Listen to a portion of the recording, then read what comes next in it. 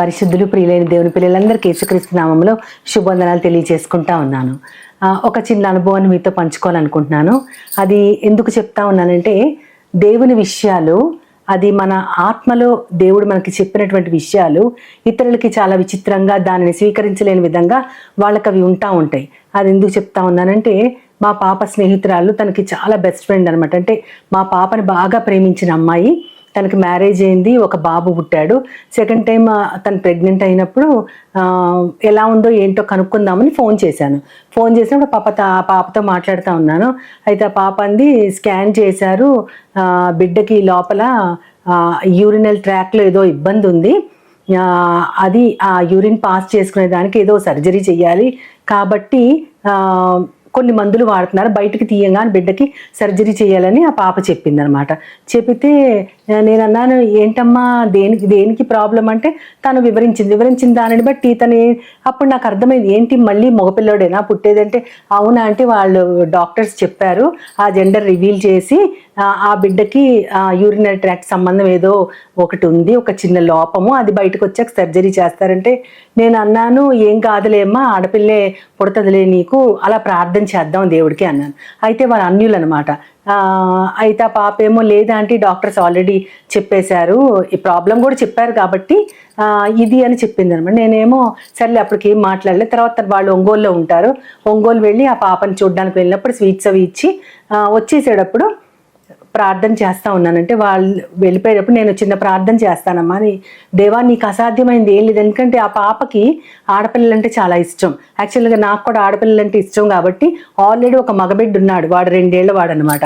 వాడు ఉన్నాడు కాబట్టి ఇంకొక పాప ఉంటే బాగుంటుందని నేను ప్రార్థన చేస్తూ తన హెల్త్ గురించి, వాళ్ళ మదర్ ఫాదర్ అందరు ఉన్నారు, అందరి గురించి ప్రేయర్ చేసిన, దేవా బాబు పుడతాడని డాక్టర్స్ చెప్పారని అంటున్నారు, కానీ నీకు అసాధ్యమైంది ఏం లేదు, నీకు ఇష్టమైతే నువ్వు పాపనిస్తావు అని చెప్పి నేను ప్రార్థన చేసి వచ్చాను. తర్వాత ఒక 2 monthsకి తను డెలివరీ అయింది. వెంటనే వాళ్ళు ఫోన్ చేసి చెప్పారనమాట, అమ్మాయి పుట్టిందమ్మా అని. నాకు ఎంత సంతోషం వేసిందంటే, నేను నమ్మాను, ప్రార్థన చేశాను, వచ్చేసాను. ఆ తర్వాత నేను కూడా ఆ విషయాన్ని మర్చిపోయాను. వాళ్ళు డెలివరీ ఆ విషయం చెప్పేదాకా నాకు అసలు, అంటే నేను దానిని ఎవరికి చెప్పుకోలేదు, చాలా సొంత వాళ్ళకి చెప్పుకున్నాను, కానీ అది నా గొప్పతనం కాదు, అది దేవుని మీద నాకున్న నమ్మకం యొక్క గొప్పతనం. ఆ దేవుడు అసాధ్యాలను కూడా సాధ్యం చేస్తాడని నేను నమ్మాను కాబట్టి, అది వారికి జరిగింది కాబట్టి నాకు చాలా సంతోషంగా, దేవుని శక్తి నిజంగా ఆ రోజు వాళ్ళకి నేను ఒక వెర్రిదానిలా కనిపించి ఉండొచ్చు. బాబు పుట్టబోతున్న బాబుకున్న లోపము చెప్పారు, దానికి చేయాల్సిన సర్జరీ చెప్పారు, బయటకు వచ్చాక ఆ బిడ్డకి సర్జరీ చేయాలని కూడా చెప్పారు. ఇన్ని చెప్పిన డాక్టర్స్ ఆ స్కాన్లో వాళ్ళు తెలుసు కాబట్టి వాళ్ళు చూడగలిగారు కాబట్టి చెప్పారు, కానీ దాన్ని తిప్పివేయగల సామర్థ్యం దేవుడు ఒక్కరికే ఉంది. అయితే నేను మనస్ఫూర్తిగా ప్రార్థన చేశాను, దేవుని శక్తిని నమ్మాను, అందుకని దేవుడు వారికి అది అనుగ్రహించాడు. నేను ఎంతగానో భావించి దేవునికి వందనాలు చెప్పాను. లోకంలో దేవుని జ్ఞానం వెర్రితనంగా కనపడతా ఉంటుంది. కొరింథీయులకు రాసిన పత్రికలో, మొదటి పత్రికలో 3వ అధ్యాయం 18వ వచనంలో పౌలు గారు ఏమంటారంటే, ఎవడును మిమ్మల్ని మీరు మోసపరచకొనకుడి, లోకములో మీరు జ్ఞాని అనుకుంటే, జ్ఞాని అవ్వాలంటే వెర్రివాడవ్వాలి అంటారు. అది కొంచెం కష్టంగా ఉంటుంది అర్థం చేసుకోవటం.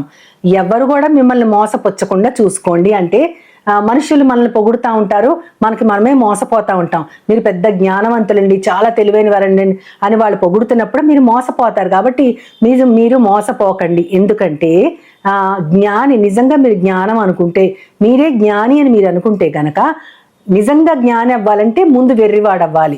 అంటే అర్థం ఏంటంటే, లోకములో ఏదైతే జ్ఞానంగా పరిగణించబడుతుందో దానిని మనం విసర్జించితే, దేవుని మార్గంలోకి వస్తే, మనం మాట్లాడే మాటలు ఇతరులకు అవి అసాధ్యంగా అనిపిస్తాయి. అందుకనే లోకములో మనల్ని వెర్రివారిగా జమ కడతారు. అంటే మనము నిజంగా జ్ఞానులం అవ్వాలంటే దేవుని జ్ఞానంలో, దేవుని సత్యంలో మనం పాదుకొని ఉండాలి. దేవుని దృష్టికి అదే జ్ఞానము, కానీ లోకం దృష్టికి, లోకములో ఉన్నటువంటి ఏదైతే ఒక రైచియస్నెస్ ఉందో, లోకములో ఏదైతే ఒక గొప్ప గర్వంగా, అహంకారంగా, ఒక అతిశయంగా భావించబడతా ఉందో, దానినంతటినీ మనము తిరస్కరిస్తే, మనల్ని చూసి వెర్రివారు వీరి వదులుకుంటున్నారు, అయ్యో ఇంతంత గొప్ప గొప్ప వదులుకుంటున్నారు, వీళ్ళకంటే వెర్రివారు ఎవరైనా ఉన్నారా అని మనల్ని చూసి జాలి పడతా ఉంటారనమాట. కాబట్టి మనము లోక పద్ధతులు విడిచిపెడితే వెర్రివారంగా లోకంలో జమ కట్టబడతాం, కానీ నిజమైన జ్ఞానం ఏదో మనం తెలుసుకుంటాం కాబట్టి దేవునితో మనము జ్ఞానులం అనిపించుకుంటాము. యేసుక్రీస్తు వారి యొక్క మాటలని, ఆయన యొక్క చర్యల్ని, ఆయన చెప్పే విధానాల్ని, ఆయన బోధని, చనిపోయి తిరిగి లేస్తాననేటువంటి విషయాన్ని, ఈ విషయాలని చెప్తుంటే ఎన్నోసార్లు మన బైబిల్ గ్రంథంలో సువార్త వాక్య భాగాలు చదువుతూ ఉంటాం. ఎన్నోసార్లు యేసుక్రీస్తుని వాళ్ళందరూ కూడా ఖండించారు. యోహాను సువార్త 10వ అధ్యాయం 20వ వచనంలో చూస్తే గనక అంతకు ముందు వచనాలలో యేసుక్రీస్తు వారు చెప్తా ఉంటారు, ఎవడును నా ప్రాణం తీయలేడు, తండ్రి ఆ అధికారం, నా ప్రాణం పెట్టే అధికారము నాకు మాత్రమే ఉంది, తండ్రి నాకు అటువంటి అధికారం ఇచ్చారు, లోకంలో ఎవ్వడు దానిని తీయలేడని చెప్తున్నప్పుడు వాళ్ళు ఏమంటారంటే 20వ వచనంలో, వీడొక దెయ్యం పట్టిన వాడు, వీడు వెర్రివాడు, వెర్రి మాటలు మాట్లాడుతున్నాడు అని అంటారు. యేసుక్రీస్తు వారినే వెర్రివాడు అందంటే ఈ లోకం మనల్ని అన్నదా? అంటే లోకానికి మనం వ్యతిరేకమైపోయి, లోకానికి మనం చచ్చిపోయి దేవునిలో మనం బ్రతుకుతా ఉన్నప్పుడు చాలాసార్లు వెర్రివారం అనిపించుకోవటం సహజమే. యేసుక్రీస్తు వారి తర్వాత ఇంచుమించుగా అంత జ్ఞానం కలిగిన వారిగా మనం పౌలు గారిని చూస్తాం. ఆయన అన్ని జనుల కోసం ఒక బలమైన సాధనంగా యేసుక్రీస్తు వారు వాడుకోదలిచారు కాబట్టి ఆయన స్వయంగా ప్రత్యక్షమై ఎంచుకోవటం, పౌలు గారిని ఎంపిక చేసుకోవడం అనేది మనం చూస్తాము. అయితే అపొస్తల కార్యముల గ్రంథములో 26వ అధ్యాయం 25వ వచనములో అక్కడ దాని బ్యాక్గ్రౌండ్, ఆ నేపథ్యం అంతా పౌలు గారిని పట్టుకొని చెరసాలలో బంధిస్తే పౌలు గారు తనకి తాను ఆ అగ్రిప్ప రాజు ముందు తాను ఏ నేరం చెయ్యలేదని, ఇది తనకి తాను దేవుడు యేసయ్య దేవుడని ఆయన తనకు తాను రివీల్ చేసుకున్నాడు కాబట్టి యేసయ్య ప్రత్యక్షపరిచిన దాన్ని నేను మాట్లాడుతున్నాను అని అగ్రిప్ప రాజు ముందు చెప్తా ఉంటాడు. చెప్తా ఉన్నప్పుడు అక్కడ ఫేస్తు అనే అధికారి ఉంటాడు. ఆ అధికారే పౌలు గారిని రాజుగారి దగ్గరికి తీసుకొస్తారు. అప్పుడు ఆ ఫేస్తు 25వ వచనంలో ఉంటది, చాలా గట్టిగా ఆయన అరుస్తారనమాట, పౌలా నీకు అతి విద్య వలన వెర్రితనం వచ్చింది అంటారు. అంటే పౌలు గారు చాలా విద్యావంతుడు. ఆయనకి అంటే ఈ రోజుల్లో లెక్క ప్రకారం నేను ఒకటి చదివాను, ఈ రోజుల్లో లెక్కలను బట్టి చూస్తే గనక అప్పట్లోనే ఆయనకి ఇంచుమించుగా ఒక 12-15 PhDలు ఉండొచ్చు అంట. అంత విద్యని ఆయన అభ్యసించారు. అందుకని నేనేమంటారంటే నువ్వేం మాట్లాడుతున్నావు, నీకు అతి విద్య వలన వెర్రితనం వచ్చింది అని అంటారు. వెర్రితనం వచ్చింది, నువ్వు అందుకని ఇట్లాంటి మాటలు మాట్లాడుతున్నావు అంటే అప్పుడు కింద వచనంలో పౌలు గారు సమాధానం ఇస్తూ ఏమంటారంటే, నేను వెర్రివాడను కాదు, నేను సత్యము స్వస్థ బుద్ధి గల మాటలనే మాట్లాడుతున్నాను అంటారు. అంటే నేను మాట్లాడే మాటల్లో సత్యం ఉంది, ఇదే స్వస్థ బుద్ధిని ఇస్తుంది, అంటే మీ మనస్సుల్ని మారుస్తుంది అని చెప్తున్నారనమాట. కాబట్టి దీనిని బట్టి మనమేం అనుకోవాలి అంటే, వెర్రితనం అంటే చాలా మంది బుద్ధిమాంద్యం గల వాళ్ళని చూసి వాళ్ళు వెర్రి వాళ్ళు అంటారు. అది కాదు, లోకములో ఫిజికల్లీ మెంటల్లీ రిటార్డెడ్ వాళ్ళని వెర్రి వాళ్ళు అంటాం కాదు. నిజంగా వెర్రితనం ఏంటంటే, దేవుడు లేడని మూర్ఖులు తమ హృదయంలో అనుకుంటారే, అది వెర్రితనము. ఆ తర్వాత దేవుని జ్ఞానాన్ని తిరస్కరించడమే వెర్రితనము. ఇక్కడ పౌలు గారిని వెర్రివాడా అని అన్నారు, యేసుక్రీస్తుని దయ్యం పట్టినవాడు వెర్రివాడు అన్నారంటే అక్కడ వాళ్ళు చెప్పేవి కొన్ని సత్యాలు పరిసయ్యులు మింగుడు పడలేని సత్యాలు, ఆ మింగుడు పడలేని డైజెస్ట్ చేసుకోలేనటువంటి ఆ యొక్క సత్యాన్ని వాళ్ళు చెప్తున్నప్పుడు వాళ్ళని వెర్రివారు అని లోకం అంది. కాబట్టి దేవుని జ్ఞానాన్ని తిరస్కరించడమే వెర్రితనము అని కూడా మనం అనుకోవచ్చు. అంతేకాకుండా ఆ వెర్రితనము మనసులోంచి హృదయంలోంచి ఆ వెర్రితనం వస్తూ ఉంటుంది. మనం చూస్తే లూకాసు వార్త 12వ అధ్యాయంలో అక్కడ ఒక ధనవంతుడు తన కొట్లన్నీ విప్పి తనకు విపరీతంగా పండిన పంటని తరతరాలకి ఆస్తిని సమకూర్చుకోవడానికి దాచుకోవాలి, నా ప్రాణమా తినుము తాగుము సుఖించుము అని ఆయన అంటున్నప్పుడు దేవుడు ఏమంటారంటే, వెర్రివాడా, ఈ రోజు నీ ప్రాణమును అడుగుతున్నారు, నీవు సమకూర్చినవి ఎవనివగును అంటారు. అంటే వెర్రివాడంటే ఎవరంటే, ఈ లోకములోని ధనము కోసం ఆశపడి తన తర్వాత తరాలు కూడా తిని కూర్చోగలిగినంత సంపాదించుకున్నానని ఆనందించేవాడే వెర్రివాడు. అంటే దేవుని దృష్టిలో అది వ్యర్థము. యెషయా గ్రంథం 44వ అధ్యాయంలో 24-25 వచనంలో ఉంటది.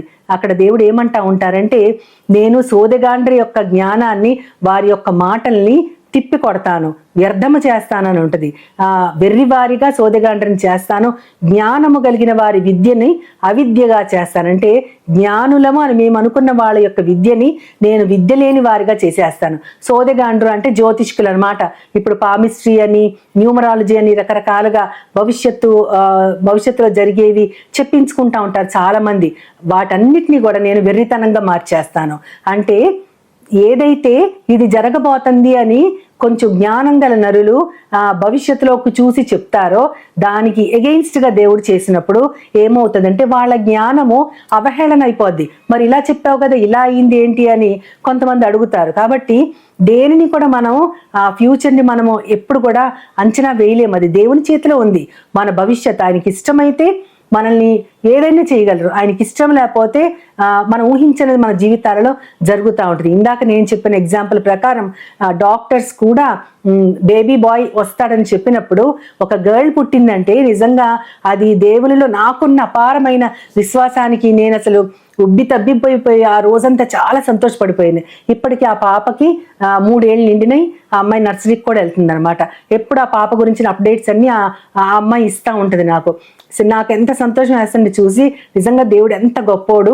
వాళ్ళు నమ్మినా నమ్మకపోయినా పర్వాలేదు, నేను నమ్మాను కాబట్టి మన నమ్మకాన్ని బట్టి దేవుడు మనకి కార్యాలు చేస్తాడు. అది మనకే కాకపోవచ్చు, మన స్నేహితులు బంధువులు కూడా అయి ఉండొచ్చు. ఈ వెర్రితనం అనేది దేవుడు లేడనుకునే వారు వెర్రివారు, దేవుని జ్ఞానాన్ని తిరస్కరించిన వాళ్ళు వెర్రివాళ్ళు, దేవుని యొక్క మార్గంలోంచి తప్పిపోయి లోకములో పడిపోయి మళ్ళీ ఒక్కసారి వెలిగించబడి పరలోకపు రుచి చూసి కూడా వాళ్ళు వెనక్కి తిరిగిపోయే వాళ్ళంటే అట్టి వారికి మారు మనస్సు కలగటం అసాధ్యమైన హిబ్రీ పత్రికలో మనం చూస్తాం. కాబట్టి అది వెర్రితనం. ఒకసారి దేవుని చేత వెలిగించబడి కూడా పరలోకపు రుచి చూసి కూడా ఆ ఆశీర్వాదాలు తెలుసుకుని కూడా వెనక్కి తిరిగి వెళ్ళిపోయారంటే వాళ్ళు వెర్రి వాళ్ళు. నిజంగా అది వెర్రితనం అంటే. యేసుక్రీస్తు వారు చెప్తారు, బండ మీద కట్టిన ఇల్లు, ఇసుక మీద కట్టిన ఇల్లు అని. అది విధేయతకు సంబంధించింది. నా మాటలు విని దాని చొప్పున చేసిన వాడు బండ మీద ఇల్లు కట్టుకునే వాడిని పోలియుండును అని చెప్తారంటే దేవుని మాటలకు విధేయత చూపించిన వాడే జ్ఞాని. నా హృదయానికి, నా మనసులో దేవుడు నా ఆత్మతో చెబుతున్నాడు ఇది కాని పని అని మనం తిరస్కరించామంటే చాలా మంది అది వెర్రితనంగా చూడొచ్చు. కానీ వాళ్ళు అనుకునే లోక జ్ఞానం చివరికి మరణానికి దారి తీస్తుంది. సామెతల గ్రంథం 14వ అధ్యాయంలో ఉంటుంది. అది చివరికి మరణానికి దారి తీస్తుంది. దాని అంతం మరణమే, మన సొంత మార్గాలు మనం అనుసరిస్తే. అందుకనే దేవునికి విధేయత చూపించి ఆ బండ మీద ఇల్లు కట్టుకుంటాం అంటే అది కేవలం ఇల్లే కాదు, మన జీవితము దేవుని మాటలు అనే పునాది మీద మనము నిర్మించుకుంటే గనక నిజమైన జ్ఞానులం మనమే.